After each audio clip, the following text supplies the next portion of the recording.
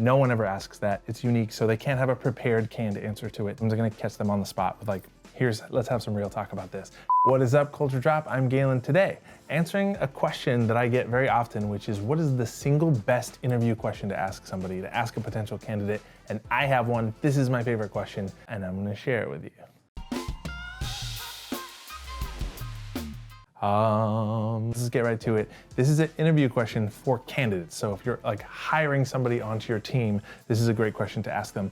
And if you don't like it, that's fine. This is my favorite question because it tells me a lot about the person that I'm interviewing in terms of emotional intelligence, empathy, like accountability, self-reflection. It is a big deal to me. Here's the question. And I ask it very serious. I get very serious. I'm like, just kidding, I don't. I never am serious like that. My interviews are really fun with people. I just also ask real questions that are pretty direct. Here's the question. It is, if I were to sit down and talk to every single person that you've ever worked with in your entire life, coworker, leader, employee, everybody, who would give me the worst feedback about you and what would they say about you? Like specifically, what would they say to me about you if I talked to every single person that you've ever worked with? Here are the reasons that I really, really like that question. Number one, no one ever asks that. It's unique, so they can't have a prepared canned answer to it. I'm just gonna catch them on the spot with like, let's have some real talk about this. Secondly, every single person in the universe, if you've had more than one job ever and you're an adult, you've worked with someone that you didn't like, that they didn't like you, you didn't get along with them, and sort of like butted heads, or somebody else that did not have a good impression of you. So like, that is always true. So if someone doesn't give a real answer, I know that like, they're not willing to sort of be vulnerable and share that with me. And so that kind of gets into the next piece is like, how willing is someone to share with me somebody else's perspective or experience with them that is less than perfect or negative? Based on what they say, it also gives me a lot of opportunity to like dive deeper. Why do you think they felt that way? Right? If they try to wiggle out of the answer, I can be like, I want you to tell me specifically exactly what they would say. Because sometimes people try to be like, oh, an old coworker and I didn't really get along.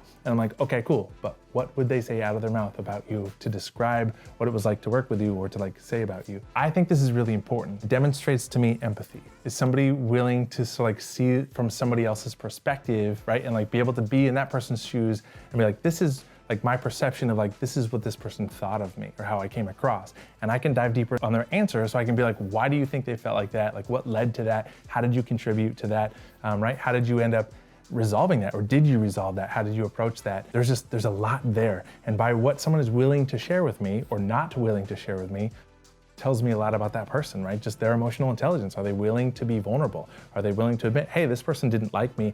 This is why. This was the perception of me. So, you know, I can gauge somebody's empathy by how accurately they can sort of like self-reflect. Like this is how this person saw me from their perspective. And I think that like gives you a lot of insight into people's ability to sort of like, right, have compassion, have empathy, see other people's perspectives. I also like this question as a measure of sort of personal accountability and ownership, right? Because if you have a situation with somebody else where there's conflict, it's like, what things did you do to sort of contribute to that? Like, you know, how did you show up, or what do you think, you know, what are things about how you showed up in that instance that sort of contributed to that or sort of like made it what it was? And again, I just want to be able to see, is somebody self-reflective? Can they sort of take ownership of the ways that they showed up? Even if it's just that they have very different personalities, as I dig deep, I want to be, you know, will someone be real with me and just really answer this question?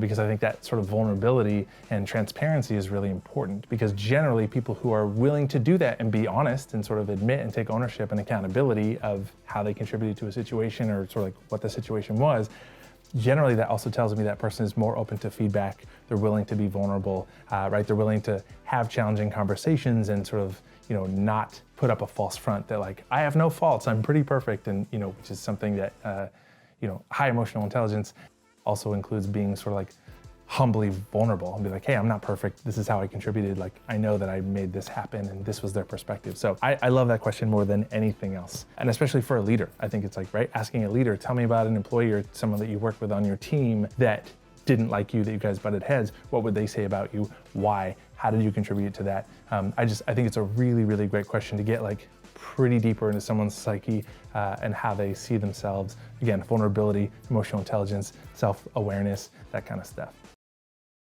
Thanks for watching and tuning in. Subscribe to our YouTube channel.